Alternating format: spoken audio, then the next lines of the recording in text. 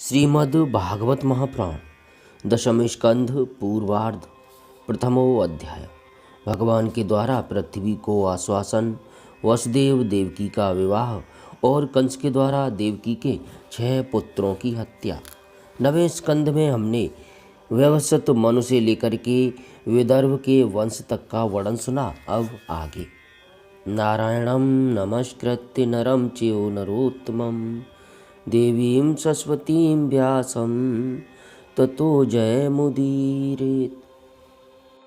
राजा परीक्षित ने पूछा, भगवान आपने चंद्रवंश और सूर्यवंश के विस्तार तथा दोनों वंशों के राजाओं का अत्यंत अद्भुत चरित्र वर्णन किया। भगवान के परम प्रेमी मुनिवर, आपने स्वभाव से ही धर्म प्रेमी यदुवंश का भी विशद वर्णन किया। अब कृपा करके उसी वंश में अपने अंश श्री बलराम जी के साथ अवतीर्ण हुए भगवान श्री कृष्ण के परम पवित्र चरित्र भी हमें सुनाइए। भगवान श्री कृष्ण समस्त प्राणियों के जीवनदाता एवं सर्वात्मा हैं। उन्होंने यदुवंश में अवतार लेकर जो लीलाएं की, उनका विस्तार से हम लोगों को श्रवण कराइए। जिनकी तृष्णा की प्यास सर्वदा के लिए बुझ चुकी है, वे जीवन मुक्त महापुरुष जिसका पूर्ण प्रेम से अतृप्त रहकर गान किया करते हैं, मुमुक्षु जनों के लिए जो भावरोग का रामबाण औषध हैं, तथा विषयी लोगों के लिए भी उनके कान और मन को परम आह्लाद देने वाले हैं। भगवान श्री कृष्णचंद्र के ऐसे सुंदर सुखद रसीले गुणानुवाद से पशुघाती अथवा आत्मघाती मनुष्यों के अतिरिक्त और ऐसा कौन है जो विमुख हो जाए, उससे प्रीत न करे। श्री कृष्ण तो मेरे कुलदेव ही हैं। जब कुरुक्षेत्र में महाभारत युद्ध हो रहा था और देवताओं को भी जीत लेने वाले भीष्म पितामह आदि अतिरथियों से मेरे दादा पांडवों का युद्ध हो रहा था, उस समय कौरवों की सेना उनके लिए अपार समुद्र के समान थी, जिसमें भीष्म आदि वीर बड़े बड़े मच्छों को भी निगल जाने वाले तिमिंगल मच्छों की भांति भय उत्पन्न कर रहे थे। परंतु मेरे स्वनाम धन्य पितामह भगवान श्री कृष्ण के चरण कमलों की नौका का आश्रय लेकर उस समुद्र को अनायास ही पार कर गए। ठीक वैसे ही जैसे कोई मार्ग में चलता हुआ स्वभाव से ही बछड़े के खुर का गड्ढा पार कर जाए। महाराज, मेरा यह शरीर तो आपके सामने है तथा जो कौरव और पांडव दोनों ही वंशों का एकमात्र सहारा था, अश्वत्थामा के ब्रह्मास्त्र से जल चुका था। उस समय मेरी माता जब भगवान की शरण में गई, तब उन्होंने हाथ में चक्र लेकर मेरी माता के गर्भ में प्रवेश किया और मेरी रक्षा की। केवल मेरी ही बात नहीं, वे समस्त शरीरधारियों के भीतर आत्मा रूप से रहकर अमृतत्व का दान कर रहे हैं और बाहर काल रूप से रहकर मृत्यु का मनुष्य के रूप में प्रतीत होना, यह तो उनकी एक लीला है। आप उन्हीं की ऐश्वर्य और माधुर्य से परिपूर्ण लीलाओं का वर्णन कीजिए।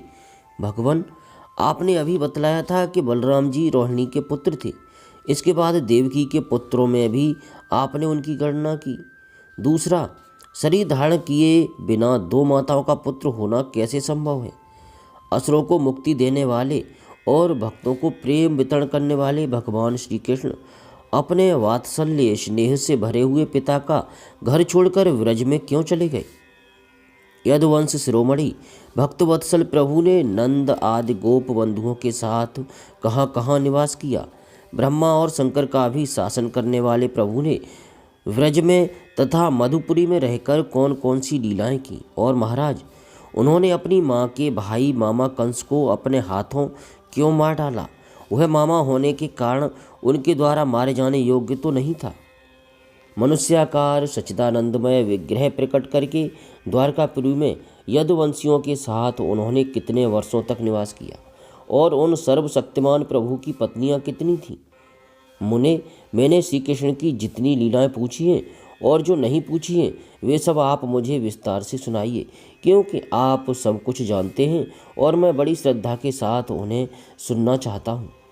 भगवान, अन्न की तो बात ही क्या, मैंने जल का भी परित्याग कर दिया है। फिर भी वह असहाय भूख प्यास जिसके कारण मैंने मुनि के गले में मृत सर्प डालने का अन्याय किया था, मुझे तनिक भी नहीं सता रही है, क्योंकि मैं आपके मुख कमल से झरती हुई भगवान की सुधामयी लीला कथा का पान कर रहा हूँ। सूत जी कहते हैं, सौनक जी, भगवान के प्रेमियों में अग्रगण्य एवं सर्वज्ञ श्री सुखदेव जी महाराज ने परीक्षित का ऐसा समीचीन प्रश्न सुनकर, जो संतों की सभा में भगवान की लीला के वर्णन का हेतु हुआ करता है, उनका अभिनंदन किया और भगवान श्री कृष्ण की उन लीलाओं का वर्णन प्रारंभ किया जो समस्त कलिमलों को सदा के लिए धो डालती है। श्री सुखदेव जी ने कहा, भगवान के लीला रस के रसिक राजऋषि, तुमने जो कुछ निश्चय किया है वह बहुत ही सुंदर और आदरणीय है, क्योंकि सबके हृदयाराध्य श्री कृष्ण की लीला कथा श्रवण करने में तुम्हें सहज एवं सुदृढ़ प्रीति प्राप्त हो गई है। भगवान श्री कृष्ण की कथा के संबंध में प्रश्न करने से ही वक्ता, प्रश्नकर्ता और श्रोता तीनों ही पवित्र हो जाते हैं। जैसे गंगा जी का जल या भगवान शालग्राम का चरणामृत सभी को पवित्र कर देता है। परीक्षित, उस समय लाखों दैत्यों के दल ने घमंडी राजाओं का रूप धारण कर अपने भारी भार से पृथ्वी को आक्रांत कर रखा था।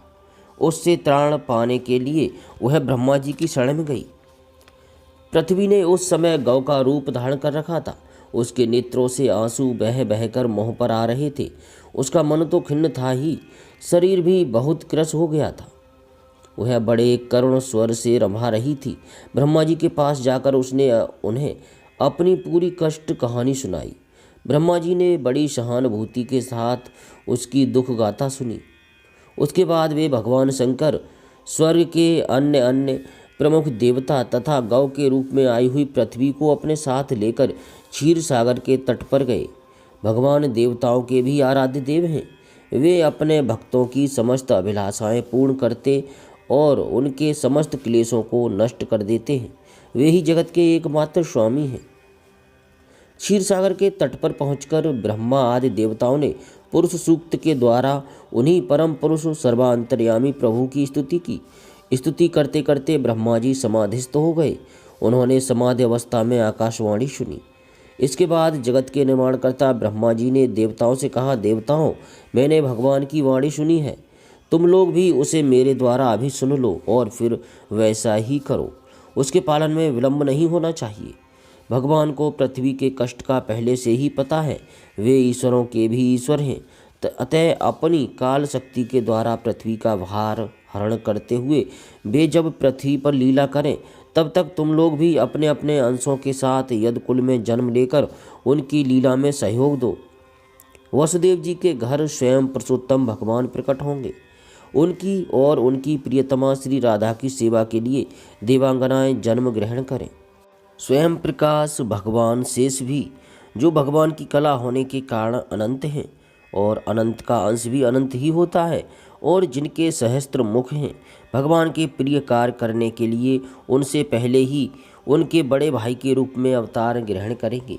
भगवान की वह ऐश्वर्यशालिनी योग माया भी, जिसने सारे जगत को मोहित कर रखा है, उनकी आज्ञा से उनकी लीला के कार्य संपन्न करने के लिए अंश रूप से अवतार ग्रहण करेगी।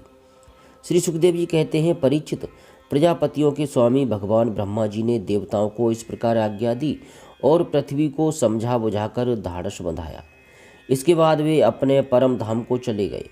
प्राचीन काल में यदुवंशी राजा थे सूरसेन।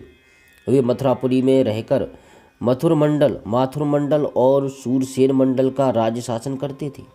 उसी समय से मथुरा ही समस्त यदुवंशी नरपतियों की राजधानी हो गई थी। भगवान श्री हरि सर्वदा वहाँ विराजमान रहते हैं।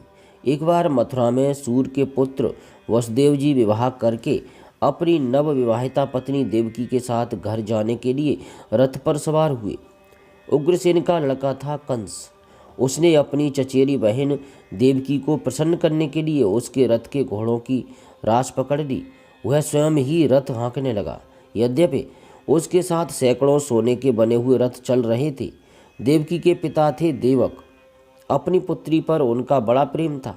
कन्या को विदा करते समय उन्होंने उसे सोने के हारों से अलंकृत 400 हाथी, 15,000 घोड़े, 1,800 रथ तथा सुंदर सुंदर वस्त्र आभूषणों से विभूषित 200 सुकुमारी दासियां दहेज में दी।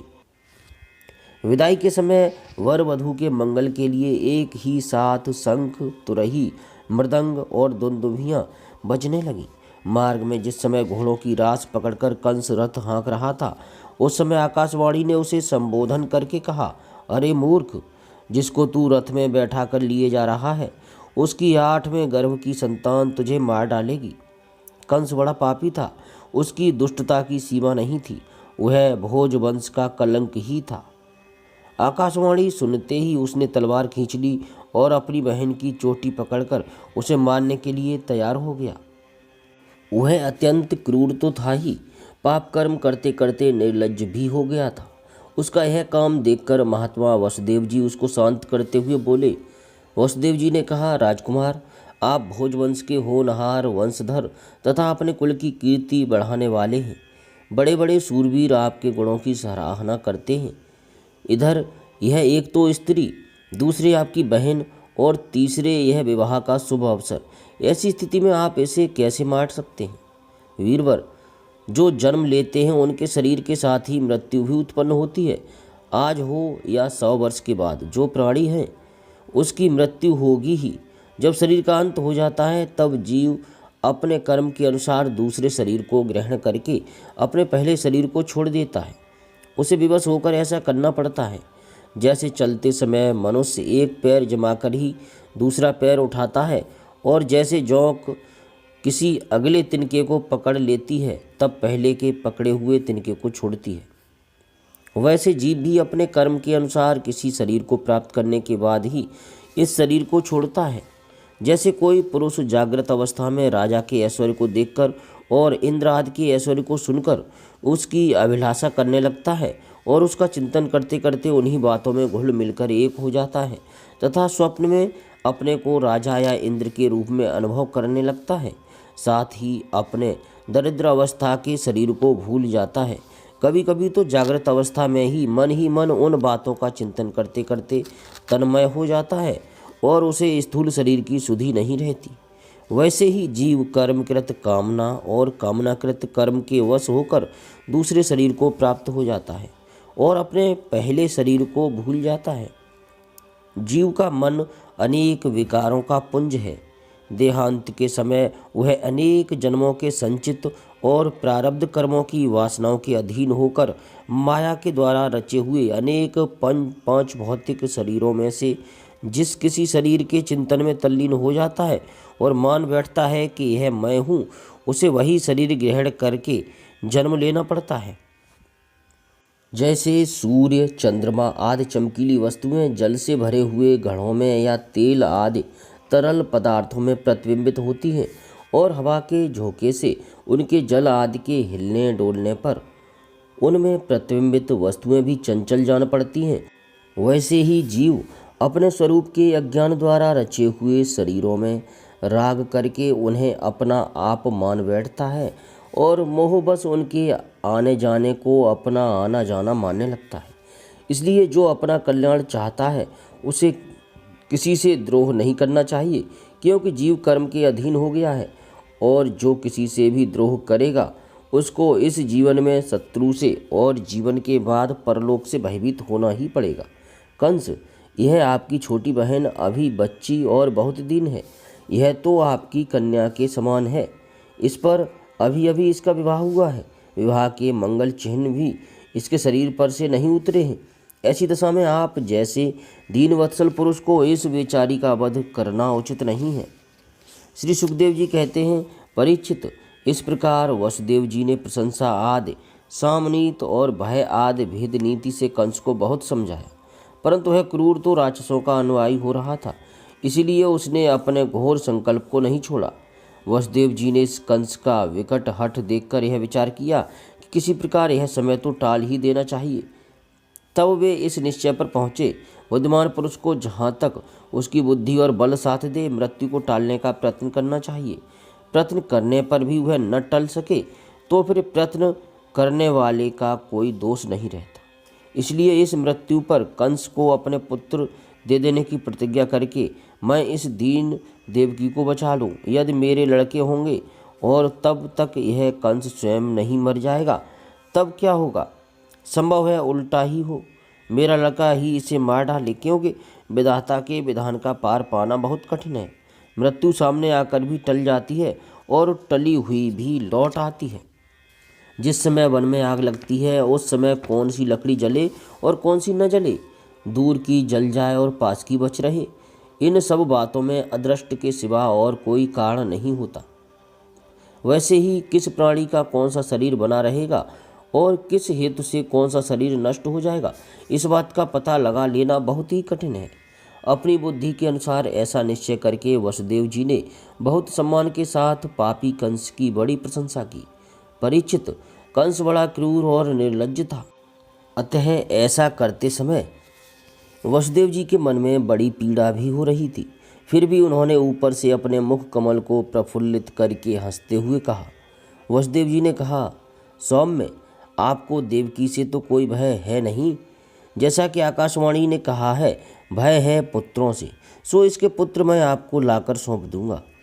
श्री सुखदेव जी कहते हैं, परीक्षित, कंस जानता था कि वसुदेव जी के वचन झूठे नहीं होते और इन्होंने जो कुछ कहा है वह युक्ति संगत भी है, इसलिए उसने अपनी बहन देवकी को मारने का विचार छोड़ दिया। इससे वसुदेव जी बहुत प्रसन्न हुए और उसकी प्रशंसा करके अपने घर चले आए। देवकी बड़ी सती साध्वी थी, सारे देवता उसके शरीर में निवास करते थे। समय आने पर देवकी के गर्भ से प्रतिवर्ष एक एक करके 8 पुत्र तथा 1 कन्या उत्पन्न हुई। पहले पुत्र का नाम था कीर्तिमान। वसुदेव जी ने उसे लाकर कंस को दे दिया। ऐसा करते समय उन्हें कष्ट तो अवश्य हुआ, परंतु उससे भी बड़ा कष्ट उन्हें इस बात का था कि कहीं मेरे वचन झूठे न हो जाएं। परीक्षित, सत्यसंध पुरुष बड़े से बड़ा कष्ट भी सह लेते हैं। ज्ञानियों को किसी बात की अपेक्षा नहीं होती। नीच पुरुष बुरे से बुरा काम भी कर सकते हैं और जो जितेंद्रिय हैं, जिन्होंने भगवान को हृदय में धारण कर रखा है, वे सब कुछ त्याग सकते हैं। जब कंस ने देखा कि वसुदेव जी का अपने पुत्र के जीवन और मृत्यु में समान भाव है एवं वे सत्य में पूर्ण निष्ठावान भी हैं, तब वह बहुत प्रसन्न हुआ और उनसे हंसकर बोला, वसुदेव जी, आप इस नन्हे से सुकुमार बालक को ले जाइए, इससे मुझे कोई भय नहीं, क्योंकि आकाशवाणी ने तो ऐसा कहा था कि देवकी के 8वें गर्भ से उत्पन्न संतान के द्वारा मेरी मृत्यु होगी। वसुदेव जी ने कहा, ठीक है, और उस बालक को लेकर वे लौट आए। परंतु उन्हें मालूम था कि कंस बड़ा दुष्ट है और उसका मन उसके हाथ में नहीं है, वह किसी क्षण बदल सकता है, इसलिए उन्होंने उसकी बात पर विश्वास नहीं किया। परीक्षित, इधर भगवान नारद कंस के पास आए और उससे बोले कि कंस, ब्रज में रहने वाले नंद आदि गोप, उनकी स्त्रियां, वसुदेव आदि वृषणवंशी यादव, देवकी आदि यदुवंश की स्त्रियां और नंद वसुदेव दोनों के सजातीय बंधु बांधव और सगे संबंधी सबके सब देवता हैं। जो इस समय तुम्हारी सेवा कर रहे हैं वे भी देवता ही हैं। उन्होंने यह भी बतलाया कि दैत्यों के कारण पृथ्वी का भार बढ़ गया है, इसलिए देवताओं की ओर से अब उनके वध की तैयारी की जा रही है। जब देवऋषि नारद इतना कहकर चले गए तब कंस को यह निश्चय हो गया कि यदुवंशी देवता हैं और देवकी के गर्भ से विष्णु भगवान ही मुझे मारने के लिए पैदा होने वाले हैं। इसलिए उसने देवकी और वसुदेव को हथकड़ी बेड़ी से जकड़कर कैद में डाल दिया और उन दोनों से जो पुत्र होते गए उन्हें वह मारता गया। उसे हर बार यह शंका बनी रहती थी कि कहीं विष्णु ही उस बालक के रूप में न आ गया हो। परीक्षित, पृथ्वी में यह बात प्राय देखी जाती है कि अपने प्राणों का ही पोषण करने वाले लोभी राजा अपने स्वार्थ के लिए माता पिता, भाई बंधु और अपने अत्यंत हितैषी इष्ट मित्रों की भी हत्या कर डालते हैं। कंस जानता था कि मैं पहले काल नेमी असुर था और विष्णु ने मुझे मार डाला था, इससे उसने यदुवंशियों से घोर विरोध ठान लिया। कंस बड़ा बलवान था। उसने यदु, भोज और अंधक वंश के अधिनायक अपने पिता उग्रसेन को कैद कर लिया और सूरसेन देश का राज्य वह स्वयं करने लगा। श्रीमद् भागवत महापुराण 10वें स्कंध 1वां अध्याय समाप्त। जय श्री कृष्ण।